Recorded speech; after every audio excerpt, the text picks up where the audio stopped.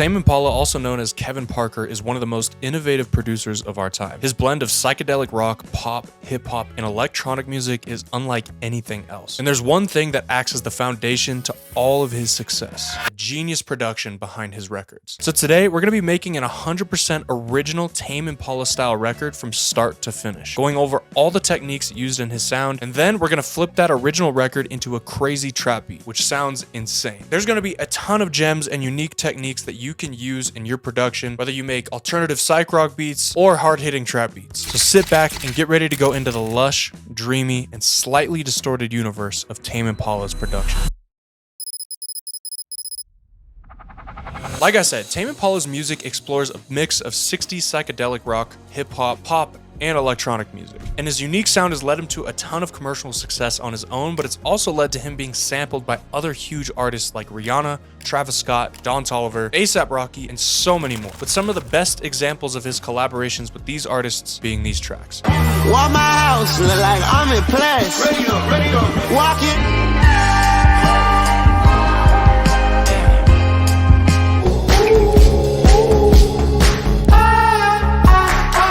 But instead of referencing those songs where he sampled, to fully understand the genius behind his production, I wanted to make my own full Tame Impala style track that we can go in and sample later. So make sure you stay tuned to the end for that, because it came out crazy. But for now, let's dive right in. One of the most crucial elements to Tame Impala's music is the bass line. Bass often drives the entire record. It's melodic, groovy, and unforgettable. And I think a great testament to how much the bass drives his records is this clip where you can see Kevin starting off a song with just a bass line. And I think the best example of his unforgettable bass lines is that crazy bass on The Less I Know, The Better.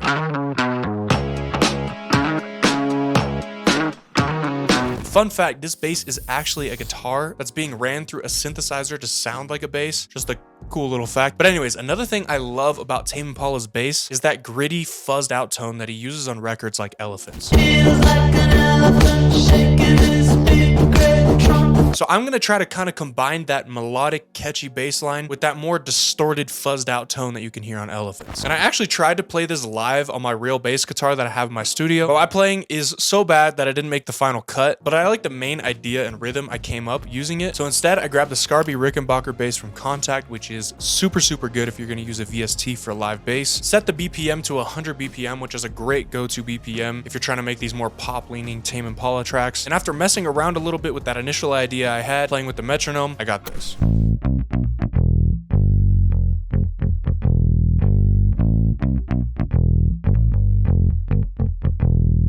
This sounds cool, but it definitely doesn't have that fuzzed out, distorted bass tone that you can hear on Elephant. So to get this, I actually layered 3 basses on top of each other. Let me explain. I put this VST bass through my Chroma Console guitar pedal using a drive distortion for one layer. I added a fuzz distortion on another layer, and I added a subtle chorus on both of those layers. Doing this dirties up the tone, and it also makes it sound a little bit more realistic and not so VST based, because it's actually being processed with hardware and it gives it a more analog kind of sound. So essentially, I just layered in 2 different takes through the Chroma Console with 2 different distortion effects in with that main VST bass to make it sound mean and thick, and you get this.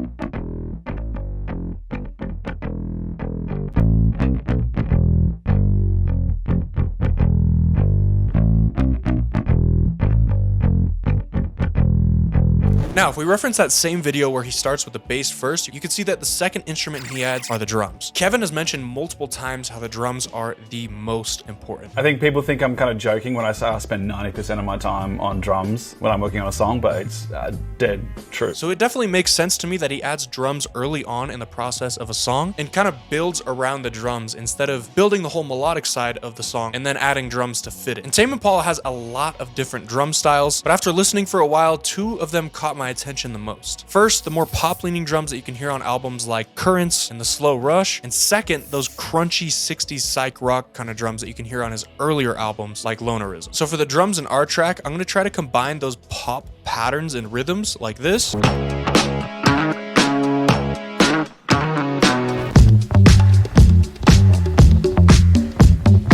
the crunchy, gritty sonics of the psych drums like these.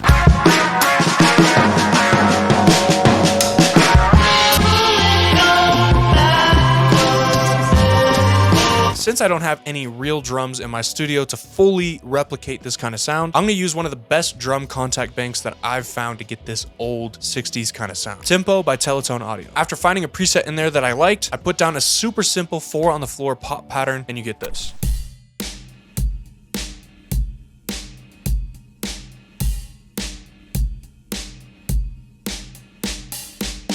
One little note, whenever you're using these drum VST plugins, you want to make sure, one, that you're using a good kit inside of here, but you also want to mess with all of these parameters to kind of mix the drums to your liking for the track. So as you can see, I turned the kick way down, turned the snare way up, I messed with the hi-hat frequencies, all that kind of stuff. And as you can see, none of the drums are playing at the same exact velocity, which gives it a much more human kind of sound. And another thing that I love about Tempo is it has these little snare rolls right here, which make everything sound so much more convincing with this little roll at the end there.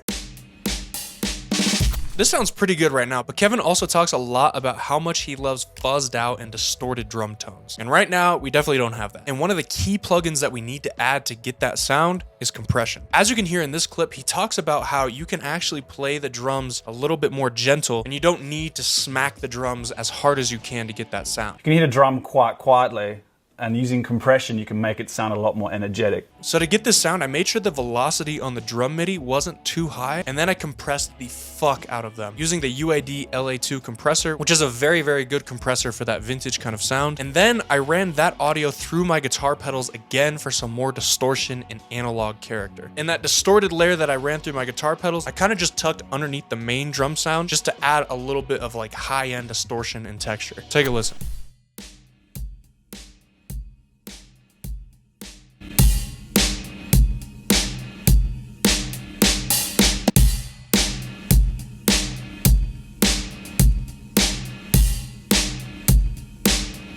Once I had those drums, I just wanted to add a little bit more thickness. So I added in a more modern, full kick sound and snare and layered those in with the drums.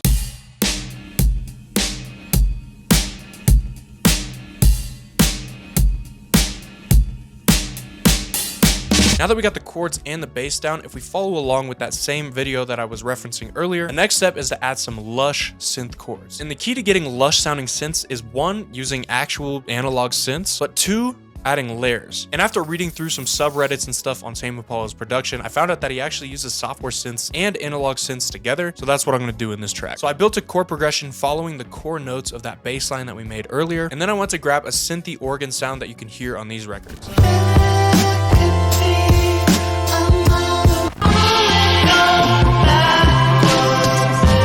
To get that synth organ kind of sound, I grabbed the Farisfa from Arturia and put down these simple chords.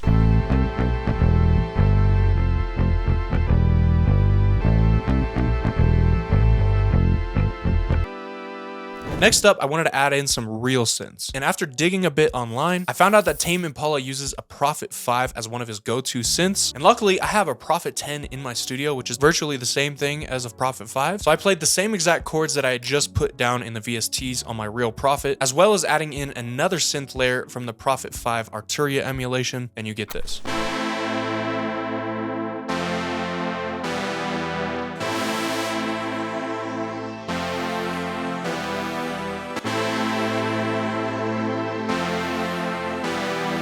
Now that we have the chords, bass, and the synth down, it's time to get into another essential sound to Tame Impala's production: electric guitar.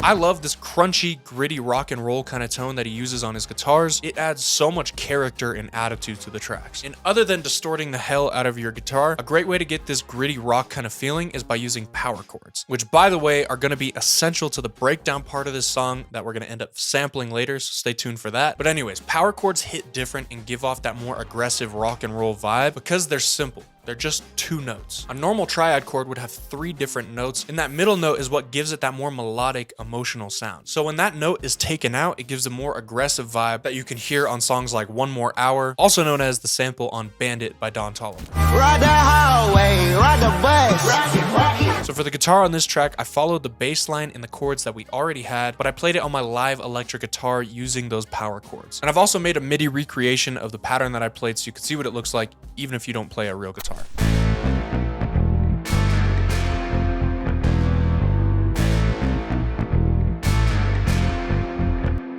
And with that, the main section is done. So now it's time to add a crazy switch up. Tame Impala often has chord switches or vibe switches for breakdown and switch up parts of his songs, like these examples. Just a woman.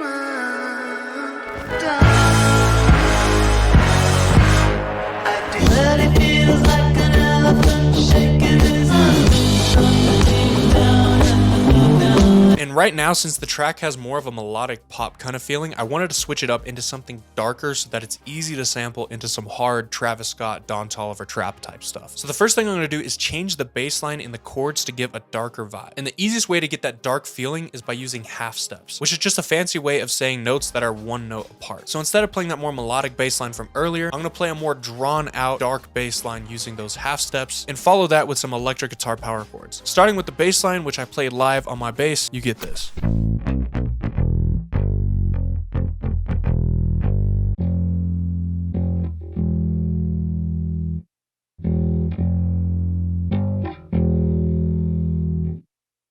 Then we gotta add those mean rock and roll power chords like the ones on One More Hour and Eventually. And to really make the guitar stand out and be powerful on this section, I did something similar to how I processed the bass, and I actually layered the same guitar recording 3 times on top of each other and processed each layer differently. One with a very heavy distortion, one with a more ambient distortion, and then one pitched up a whole octave.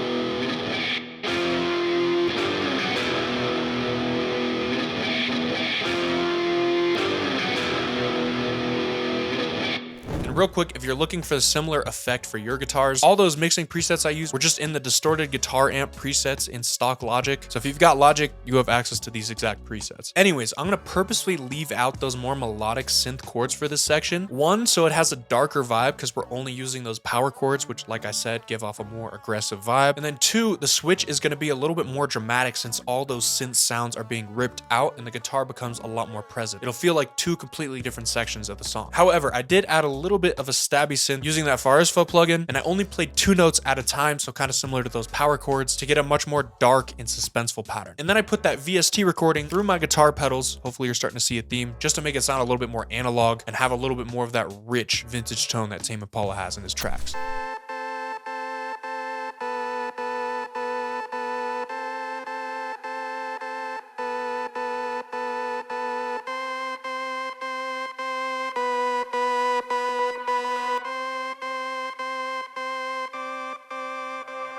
Also on this breakdown, I changed the drum pattern to be a lot more open and dramatic. Dropping that super upbeat and busy pop pattern made this part feel much more cinematic and slower. And also I did this intentionally. It leaves a ton of room for this to be sampled. And a little side note, I think one thing we can learn from Tame Impala's music is to kind of get out of this 4 to 8 bar loop prison that we put ourselves in nowadays as producers, where the music doesn't evolve at all throughout the entire song. I think that Tame Impala having super dynamic music with chord changes, synth sections that then turn into hard rock and roll guitar sections is a huge reason that he gets sampled so much in hip-hop music. Anyways, this is what the drum B section sounds like in comparison to those more pop upbeat drums.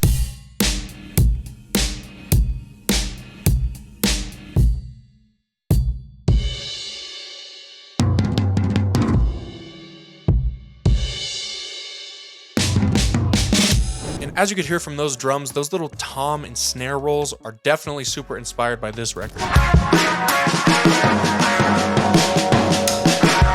And a great way to get that sound for these tom and snare rolls is, one, actually playing it live on your MIDI controller or your drum pad, whatever you have, instead of just clicking it in. And second, you want to use triplets. So I kept both of those things in mind, and I played those toms and snare rolls live on my keyboard. Even though my timing was absolutely terrible when I played them in, I just quantized them to the 1/8 triplet notes later in MIDI, and that's how I got that sound. But anyways, at this point, we have a great foundation. But before I get into the mixing secrets, the crazy synth ear candy, and some lush Tame Impala style vocals, I want to tell you how you can level up your production and get that lush, real instrument sound in your music for only $7. The Mini Stash 3 multi-kit. The reason Tame Impala's production hits the way it does is because most of it is recorded on real live instruments. Live bass, lush analog synths, and powerful live electric guitars. And this kit has tons of phrases with live instruments like guitar, analog synths, live violin, and so much more. Take a listen.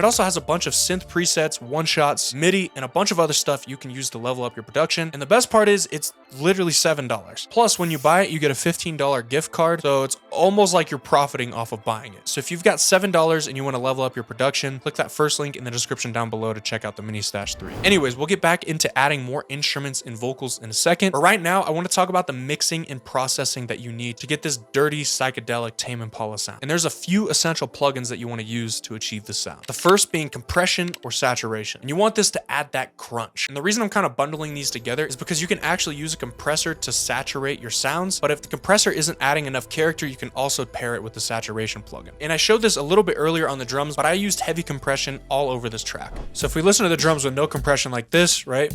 Obviously they're very quiet because I knew that I was going to drive them hard into a compressor. But the reason I love this compressor so much is because it, one, has the vintage kind of character, but there's only 2 knobs. So even if you don't know a ton about compression, you can use this and get some good results. So you want to just turn this way up. As if we turn it all the way up, you can hear it gets very, very harsh and a little bit too crispy. But it definitely gives a little bit more life to it than being like this. You know what I mean? So I like to turn it up quite a bit, and then I move this peak reduction down, which compresses everything and makes everything virtually the same volume. You can hear if you do it too much, it sounds a little too crazy. But somewhere like that, if you listen without it, there's just way less life. The second effect you want to use is a tape delay or space echo. This is a cheat code to get that psychedelic sound. So I use this plugin on a bunch of the instruments in our track, but I just loaded up a default sine wave so you could really hear this effect. So this is what the sine wave sounds like without anything, right? You can hear that it's this kind of like distorted delay sound almost. If we just kind of click around through some presets, you can hear how it gives that trippy, especially this one right here, trippy delay kind of sound. Gives a ton of that vintage psychedelic character. The third thing that you can do is use hard panning. So essentially what this means is you want to pan your instruments a little bit farther than you normally would to the left or to the right. This is a technique that was used a lot back in the 70s and 60s, and you can hear it on this track, Solitude is Bliss. So one instance where I did that on this track was with the bass that I played earlier. As you can see right here, the drive and chorus layer is panned pretty hard to the left, and the fuzz layer is panned to the right, and then that main layer is down the middle. So if you were to play it with everything up the middle, if you have headphones on, you can hear how it sounds a little less wide. There's a little less life to it. But if you pan this hard left and pan this hard right, all of a sudden there's a lot more interesting stuff going on in your ears. You can see that I'm panning stuff left and right like crazy throughout the track, so definitely give that a try. And finally, messing with automation with effects like delay, flangers, phasers, and stuff like that can really help to get that trippy psychedelic sound that he's known for, but I'll go way more in depth on that later on in the video. For now, let's get into adding some Tame Impala style vocals. First things first, you want to write some pretty simple melodies. You don't want them to be crazy over the top with all these insane vocal riffs and all that. Tame Impala's music doesn't really have all of those crazy vocal runs, but oftentimes his vocals do have a very lush and layered sound like you can hear on this song. I know I've been referencing that song a lot, but it's definitely one of my favorite tracks he's done. But anyways, you get that luscious layered sound by just simply recording a lot of layers of vocals. And Kevin even says that he layers his vocals until he can't even recognize the sound of his own voice. So for this track, what I did is I just kind of freestyled some melodies, just recording a bunch of gibberish, just trying to get the melody and flow down. And then I filled in the lyrics afterwards and recorded that same vocal melody multiple times to get that layered, lush kind of sound. You only call me when you need a high. I know it's killing me, but I'll still try. The way you say it always twists the knife. So let me hear you say it one more time. My voice is definitely not there in my opinion, and I don't really like the tone of my voice for this style of music. So I went onto this site, kits.ai, to convert my voice into a more psychedelic rock male vocal kind of sound. And by the way, this is not sponsored, I just really like the site. And after I converted it through the AI, this is what the vocal sounds like. You only call me when you need a high. I know it's killing me, but I'll still try. The way you say it always twists the knife. So let me hear you say it one more time. One of the essential things I did to emulate that old vintage rock style vocal is duplicate the vocal layers that I had and drag them just a little bit off time to the right. Doing this emulates a tape slap kind of delay. And I actually did this on accident. As I was coming up with melodies, I had the setting turned on where you can hear your own voice, and it was playing a little bit delayed, but it sounded perfect for that vibe. You only call me when you need a high. You only call me when you need a high. Another thing to note is that you want to make sure your vocals aren't too loud if you're going for that Tame Impala sound. And I think this is a big reason why his music is so sampleable. Because his vocals don't sit very loud in the mix, it gives a lot of space for someone else to write a song on top of his song when it's sampled. It's almost as if the vocals in his tracks are just another instrument and not the main focus like you hear in some other pop records. Take a listen.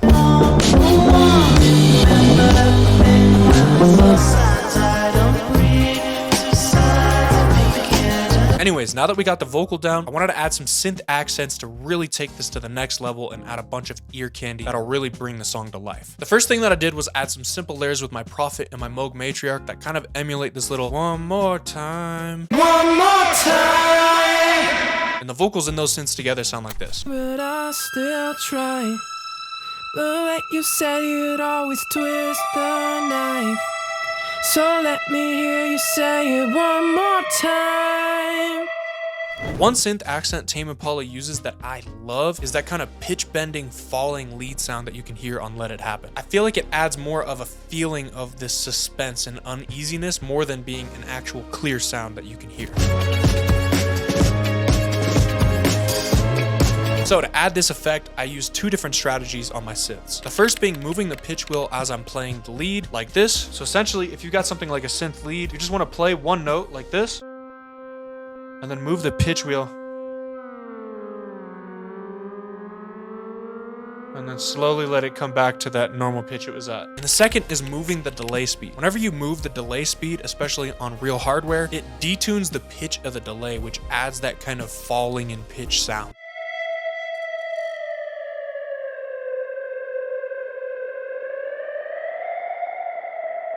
And speaking from experience, whenever I'm working with real analog hardware and actually twisting knobs, the workflow is just a lot more creative and experimental, and it leads to a lot of weird, happy accidents. Anyways, another interesting song where you can hear some cool accents are these kind of laser accent kind of sounds that you can hear on Lost in Yesterday.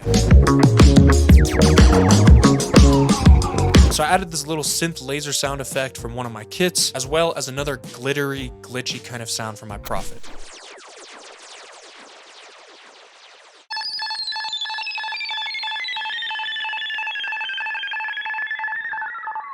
Once I had that, all the instruments and actual composing for this song was complete. So before we get into flipping this sample into a hard Don Toliver, Travis Scott kind of vibe, I want to go over some more sauce to make your music more interesting and psychedelic sounding like Tame Impala's. Automation. Like I mentioned with that Moog synth accent, moving the knobs on actual hardware is how you get that really weird, trippy, psychedelic kind of sound. But you can also do that in the box using automation. So let's go over how I did that in this project. The first thing I want to do is automate the vocals and add some flanger phasing kind of effect, like you can hear on the vocals in Mind Mischief. Then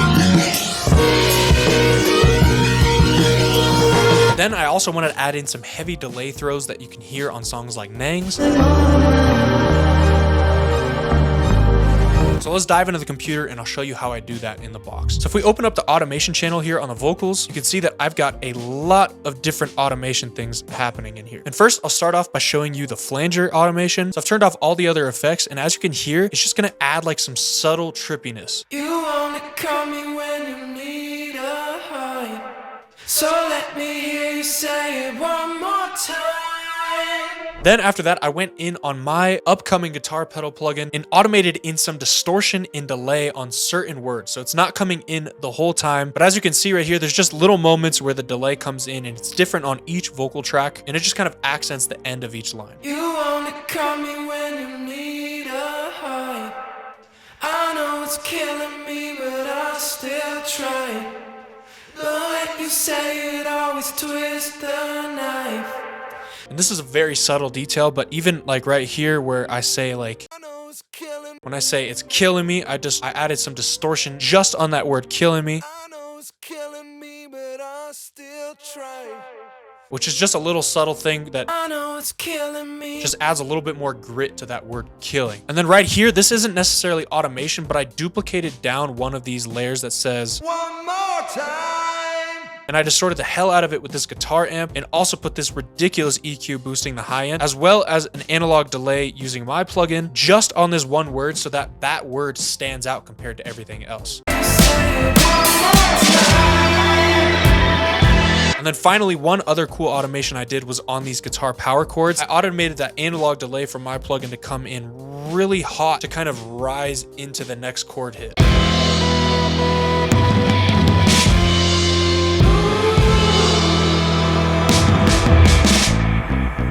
These little details may seem like they're not that big of a deal, but all these little 1% improvements stacked upon each other can really add a difference to the track as a whole. And I feel like Kevin Parker's attention to detail and being meticulous with his production is a very big reason why his music is so amazing. But anyways, once I had that automation down, the song was 100% finished, and I'm gonna play the original song all the way through for you in a second. But first, let's flip that sample we just made into a hard Don Toliver, Travis Scott kind of vibe.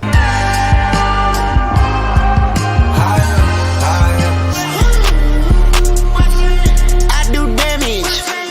The first thing I did to flip this is start a brand new project file so I didn't have 75 layers to deal with, and I chopped out the breakdown section of the sample. Because like I had mentioned earlier, I had purposefully made that section easier to sample. Then I sped the sample up to 128 BPM and pitched it up 4 semitones to get this.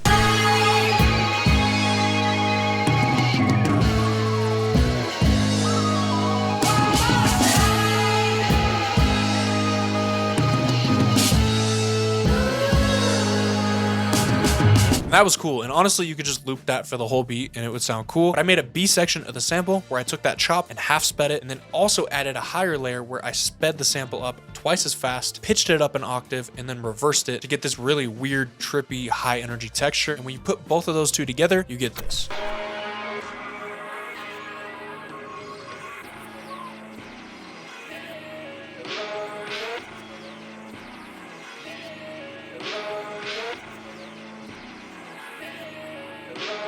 Once I had that, I chopped a few vocal parts from that more pop section that I had earlier and drowned it out with a bunch of crazy reverb and delay.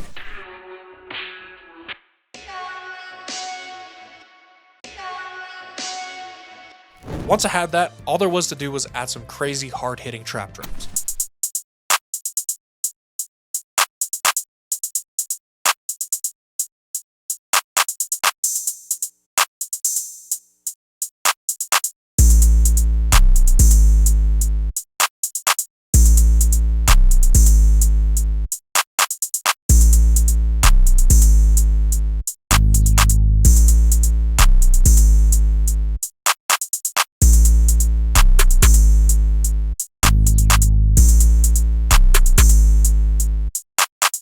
With that, the beat was finished. So now it's time to listen to both ideas 100% through. But before that, if you learned anything in this video or you enjoyed the video, hit that subscribe button for me so I can keep making more of these videos. But anyways, let's hear that original song first.